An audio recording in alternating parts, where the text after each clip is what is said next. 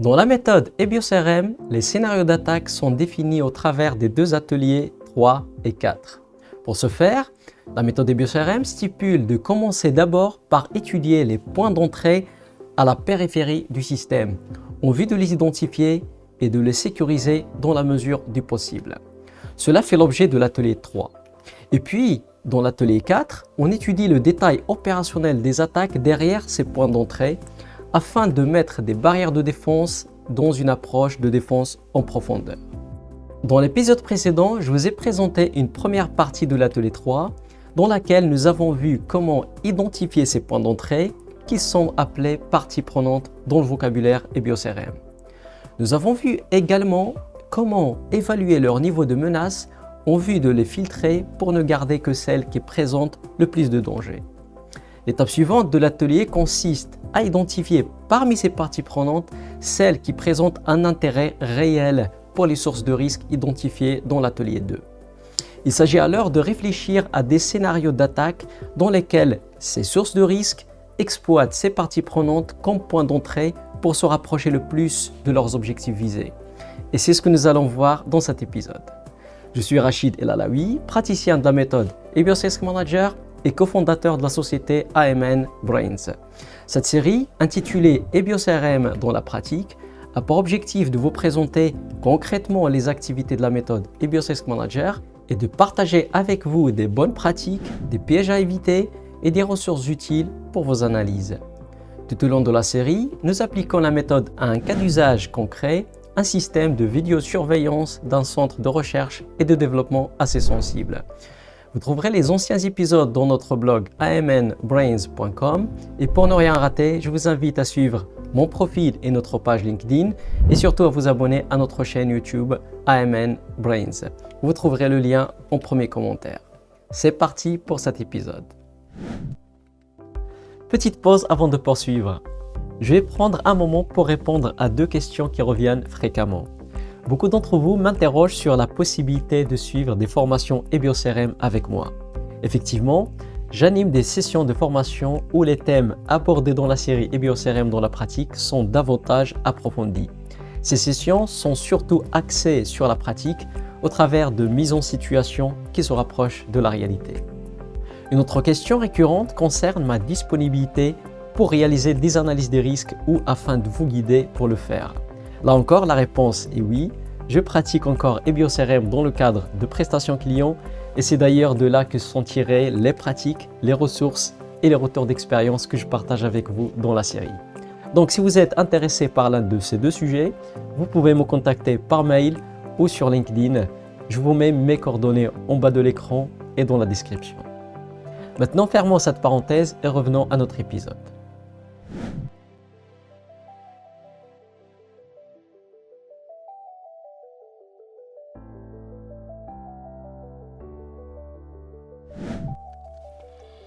Dans l'atelier 2, nous avons identifié des couples sources de risque, objectifs visés et nous les avons filtrés pour ne garder que ceux qui sont pertinents. Chaque couple source de risque, objectif visé sélectionné incarne en réalité un scénario d'attaque global dans lequel la source de risque cherche à atteindre son objectif visé. Ce scénario global est appelé scénario stratégique dans le vocabulaire EBIOS-RM. Par exemple, pour notre système de vidéosurveillance du centre de R&D, un scénario stratégique peut être un État espion qui souhaite détruire les traces vidéo de son intrusion physique pour espionnage industriel. La source de risque ici est l'État espion et l'objectif visé est la destruction des traces vidéo. Dans un scénario stratégique, la source de risque cherche une ou plusieurs parties prenantes faciles à compromettre pour se rapprocher de son objectif visé. Ce passage par une partie prenante s'appelle chemin d'attaque dans le vocabulaire EBIOS-RM. Un chemin d'attaque est donc un sous-scénario du scénario stratégique qui consiste à compromettre une partie prenante donnée et d'attaquer ensuite le système depuis cette partie prenante en vue d'atteindre l'objectif visé. L'objectif principal de la définition des chemins d'attaque consiste à mettre en évidence les parties prenantes et les menaces qu'ils présentent pour le système si jamais ils sont compromises par une source de risque.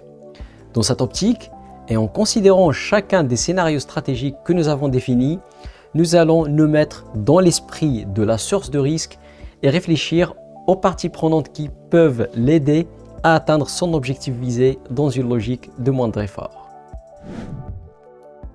Pour notre système de vidéosurveillance, prenons pour exemple le scénario stratégique d'un État espion qui voudrait effacer ses traces vidéo suite à une intrusion physique dans le site de R&D pour espionnage industriel. Un chemin d'attaque peut être de corrompre un membre du personnel de ménage pour qu'il devienne complice. Cette personne possède un accès physique aux stations de surveillance et aiderait alors l'assaillant à lancer son attaque à partir de ses postes de travail dans le but d'accéder aux enregistrements vidéo et de les détruire. Ce chemin d'attaque met en évidence la partie prenante personnel de ménage qui peut servir comme point d'entrée au système d'information. À ce stade de l'atelier 3, nous avons identifié les parties prenantes qui peuvent servir de point d'entrée pour les sources de risque afin d'attaquer le système. Nous avons également mis en évidence ces parties prenantes à travers des chemins d'attaque au cours desquels les sources de risque exploitent ces parties prenantes comme des points d'entrée au système dans la quête de leurs objectifs visés. L'étape suivante consiste à définir des mesures visant à sécuriser ces points d'entrée dans le but d'empêcher leur exploitation par des sources de risque, et ce dans le cadre d'un chemin d'attaque précédemment défini. Ces mesures sont appelées mesures de l'écosystème dans le vocabulaire des BIOS RM.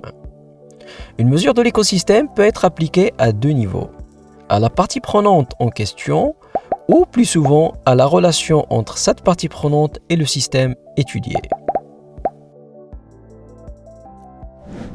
Lorsqu'une mesure est appliquée à la relation entre une partie prenante et le système étudié, l'objectif est de limiter l'impact sur le système en cas de compromission de cette partie prenante. Par rapport aux critères d'évaluation du niveau de menace des parties prenantes, de telles mesures visent à réduire les niveaux de pénétration et ou de dépendance. Pour notre exemple d'état espion et de personnel de ménage, une mesure qui s'applique à la relation entre la partie prenante et le système objet de l'étude serait de surveiller le personnel de ménage en continu lors de toute intervention. Dans ce cas, même en cas de compromission de ce personnel, cette surveillance serait une barrière pour la suite de l'attaque. Établir une barrière de sécurité au niveau de la relation entre la partie prenante et le système objet de l'étude est généralement plus faisable, car nous avons en général plus de maîtrise sur cette relation que sur la partie prenante elle-même. Dans le cas où il est envisageable d'appliquer des mesures à la partie prenante elle-même, ces mesures seront exprimées comme des exigences vis-à-vis des tiers responsables de cette partie prenante. Les mesures appliquées directement aux parties prenantes ont pour objectif de diminuer les chances de leur compromission. Par rapport aux critères d'évaluation des parties prenantes, ces mesures visent à élever le niveau de confiance et ou de maturité cyber. Pour notre exemple d'état espion et de personnel de ménage, une exigence exprimée vis-à-vis du prestataire de ménage serait d'appliquer un processus de vérification dans le recrutement du personnel, comme par exemple d'exiger un casier judiciaire vierge. Cela diminuerait les chances que la personne soit corrompue. En résumé, dans cet atelier 3, nous avons réalisé les activités suivantes. Premièrement, nous avons défini les points d'entrée à la périphérie du système constitués par les parties prenantes de l'écosystème et par les relations qui les relient au système. Deuxièmement, nous avons défini des chemins d'attaque qui traversent ces points d'entrée et qui font partie de scénarios globaux appelés scénarios stratégiques. Troisièmement, nous avons défini des mesures pour sécuriser les points d'entrée et faire face aux chemins d'attaque. Concernant ces chemins d'attaque, il est à noter qu'on ne les définit que de manière assez high level dans cet atelier 3. On ne détaille pas la manière dont la partie prenante peut être compromise, ni le mode opérationnel de la suite de l'attaque au sein du système. Le focus est mis sur la menace que présentent ces parties prenantes pour le système si jamais elles sont compromises. L'objectif étant d'identifier les parties prenantes qui présentent des points d'entrée critiques au système et de se protéger en conséquence, dans la mesure du possible.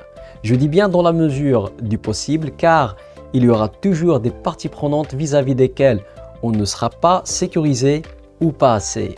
Auquel cas, on suppose que ces parties prenantes peuvent être compromises par une source de risque avec une certaine vraisemblance. On étudie alors le mode opératoire de la suite de l'attaque au sein du système depuis cette partie prenante et ce, dans l'objectif de définir des barrières de sécurité adéquates.